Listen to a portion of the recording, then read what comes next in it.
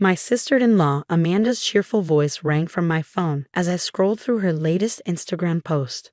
My hands shook with anger as I watched her video. She made it look like she had been by my son Oliver's hospital bed the whole time, watching over him with love. The truth? She had only been there for 15 minutes, just enough to take pictures and videos, while I had spent the last 3 days sleeping in an uncomfortable hospital chair, exhausted and worried sick. My name is Sophie Turner, and at 34 years old, I'm watching Amanda use my 8-year-old son's severe asthma attack to gain fame on social media. Being an aunt means being there through the hardest times. Amanda's voice played over the video as she posed next to Oliver's nebulizer. Little warrior Oliver is fighting so hard, and Auntie Amanda won't leave his side. #prayers for Oliver, #family first, #aunt life. I turned off the video, my stomach twisting. She had posted it an hour ago, but she hadn't even been at the hospital since yesterday. Meanwhile, I hadn't left Oliver's side once. My clothes were wrinkled, my hair was a mess, and I had dark circles under my eyes from no sleep. A text from my husband, Mark, popped up. Have you seen Amanda's latest post? Mom is sharing it everywhere, saying what an amazing aunt she is. Of course she was. My mother-in-law, Diana, had always favored Amanda. Now, every time Amanda posted about Oliver, Diana would spread it around, praising her dedication. I typed back yes. I didn't trust myself to say more. Mark was at home with our younger daughter, Emma, trying to keep things normal for her while I stayed with Oliver. He knew how I felt about Amanda's social media act, but he always tried to keep the peace. Your sister's post has over 50,000 likes, I texted after a moment. Too bad none of those people can help her actually show up so I can take a shower. Oliver stirred in his bed, his voice weak. Mom. I put my phone down right away and rushed to his side. I'm here, baby. Do you need anything? He shook his head slightly, his blue eyes looking tired but better than before. The doctors said he was improving, but we still had to be careful. My phone buzzed again. Amanda was now doing a live video from her perfectly decorated home office, tears in her eyes. I've barely slept, she sniffled, her makeup still perfect. But that's what family does, right? We sacrifice everything for the ones we love. The comments poured in. You're such an amazing aunt. You're literally an angel. Oliver is lucky to have you. I wanted to scream.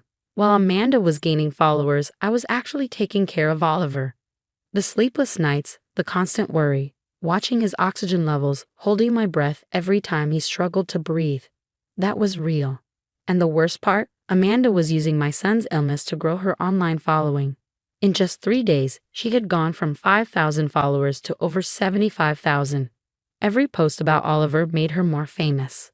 A knock on the door interrupted my thoughts. It was Dr. Martinez, Oliver's doctor. How's our patient? She asked, checking his chart.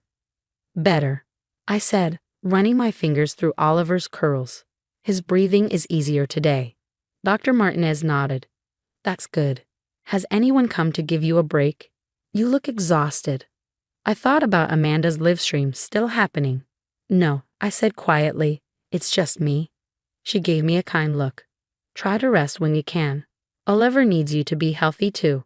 After she left, I checked my phone again. Amanda had already posted new pictures, old baby photos of her with Oliver, carefully edited to look perfect. The strongest little warrior I know, she had written. Auntie's heart is breaking, but I won't leave his side. Follow for more updates on our journey. #family over everything, #auntie life, #prayer warrior. Our journey. I looked at my sleeping son, then at my reflection in the window, messy hair, tired face, and a coffee-stained shirt. This wasn't a journey. It wasn't content. This was my child fighting to breathe, while Amanda turned his illness into her social media brand. Then another text from my mother-in-law. Amanda is doing such a great job keeping everyone updated. You should thank her for taking this burden off your shoulders. That was it. Something inside me snapped. I opened my laptop and started typing. It was time to show the world what real family looked like, and it had nothing to do with likes, shares, or follower counts. I stared at my laptop screen, my fingers hovering over the keyboard. Oliver's heart monitor beeped steadily in the background, and the hospital room's bright lights cast sharp shadows. But I could see clearly now. I knew what I had to do. I pulled up Amanda's posts from the past 3 days, 15 stage photos, 7 emotional videos, 3 dramatic live streams, all making her look like a devoted aunt. Then, I opened my phone's camera roll. My photos were different. No filters, no perfect angles, just real moments. Oliver's 2 breathing treatments, his tired but brave smiles, the nurses helping him. Most importantly, I had the hospital's visitor log. It showed the truth. Amanda had spent just 45 minutes at the hospital in 3 days, only long enough for her social media posts. Sophie? Oliver's weak voice broke my thoughts. Is Aunt Amanda really helping me get better? My heart clenched. He had seen her posts. She had made sure of that. No, sweetheart, I said gently, sitting beside him. You're getting better because you're strong. And because of the doctors, the nurses, and the people who are really here with you. He nodded, squeezing my hand. I just thought, maybe she cared more now. That was it. My decision was made.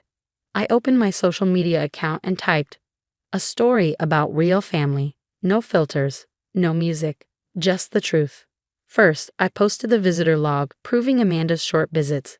Then, my real photos, ones that showed the hard moments, the sleepless nights, the reality of caring for a sick child. Real family, I wrote, doesn't need an audience.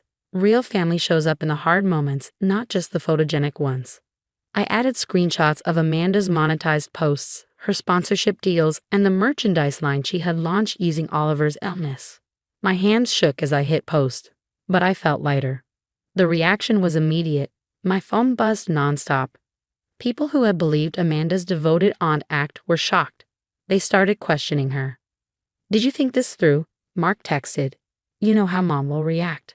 As if on cue, my mother-in-law called. I let it go to voicemail. I already knew she would tell me I was being unfair, that Amanda was just trying to help, but I wasn't the one dividing the family. Amanda had done that when she used my son's illness for attention. Then, a nurse peeked into the room. Mrs. Turner, there's someone here insisting on seeing Oliver. Should I? Before she could finish, Amanda stormed in, her face red with anger. How dare you? She hissed, waving her phone. Do you know what you've done? I was building something important. I stood up, putting myself between her and Oliver. Building what? A brand? A following? At my son's expense. I was raising awareness, she shot back. People were praying for him. No, I said calmly, they were buying your merchandise. While you were filming at home, I was here, holding his hand. That's the difference between real family and social media family. Amanda's face crumpled, but I noticed her hand twitch toward her phone. Probably to record this moment too. Don't, I warned.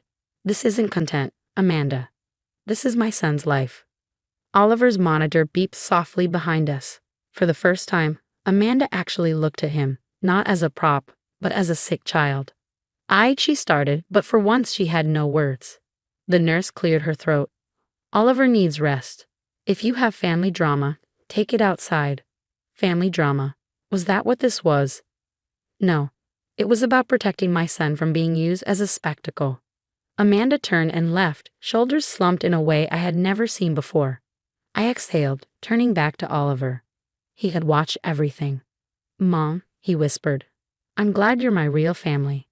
I hugged him gently. Sometimes children say the simplest truths. Then another message from my mother-in-law. But this time, it was different. We need to talk. All of us. About what real family means. I looked at Oliver, peacefully drifting to sleep, and typed back one word. Yes. A week after Oliver left the hospital, we had a family meeting in our living room. Mark, Diana, Amanda, and I sat together, while Oliver rested upstairs with Emma, Grandpa Jim, the only one who had actually helped during Oliver's hospital stay, stayed with them. Diana spoke first. We need to talk about what happened at the hospital. Amanda jumped in. Yes, Sophie completely overreacted and ruined. Stop, Diana said sharply, making everyone go quiet. Amanda, for once, you're going to listen.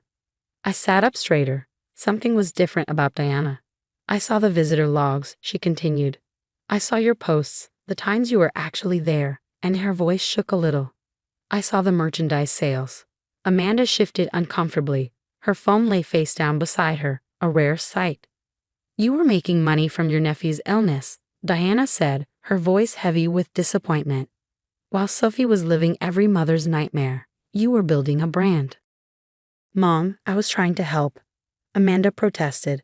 The awareness, the prayers. The money? Mark cut in. The followers? Tell me, Amanda, how much did you make from those #prayers4liver t-shirts? Amanda's face turned red. She didn't answer. I did something too, Diana said. She pulled out her iPad and opened Facebook. There was a new post. An apology to my daughter-in-law. I was wrong. While Sophie was being the mother Oliver needed, I was blindly supporting a social media campaign that took advantage of his illness. True family isn't about likes and shares. It's about showing up. Sophie showed up. I didn't. I'm sorry. Tears filled my eyes. Diana reached for my hand. I've always been proud of Amanda's marketing skills, she admitted. But I forgot the difference between marketing and manipulation, between appearance and reality. Amanda stood suddenly. This isn't fair. I was just. Just what? I asked, my voice calm. Just using my son's illness for followers, just selling shirts with his name while he struggled to breathe. Tell me, Amanda, what were you just doing? For the first time, she seemed to understand. She sat back down, her confidence fading. I didn't think about it that way, she whispered. That's the problem, Mark said. You didn't think about Oliver at all. Just how this story could help you. A small sound from the doorway made us all turn. Oliver stood there in his pajamas, his inhaler in his hand. Grandpa Jim stood behind him, a hand on his shoulder. Aunt Amanda. Oliver's voice was small but steady. My friend Tommy at school saw your videos. He asked if you made money from me being sick. I didn't know what to say. Amanda's face crumpled. This time she wasn't crying for the camera. Oliver, I'm so sorry, she choked out. I was wrong. So wrong.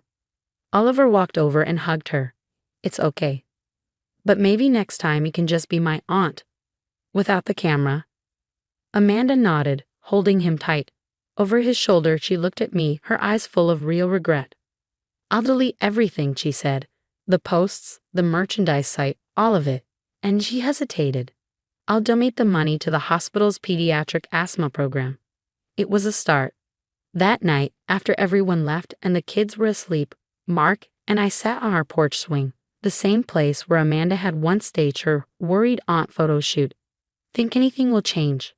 I asked. Mark squeezed my hand. Mom's already different. And Amanda? Well, she hasn't posted in hours, which might be a record. I laughed softly, then I grew serious. I just want Oliver to know what real family means. He does, Mark said. Because you show him every day. My phone buzzed. A text from Diana. Lunch tomorrow? Just us, no phones allowed. I smiled and typed back. I'd like that. Sometimes it takes a crisis to show what really matters. And sometimes love isn't found in perfect, filtered moments, but in the messy, unedited reality of real family. Upstairs, Oliver's breathing monitor beeped softly, but this time the sound didn't fill me with fear. It reminded me that we had gotten through this together. As a real family.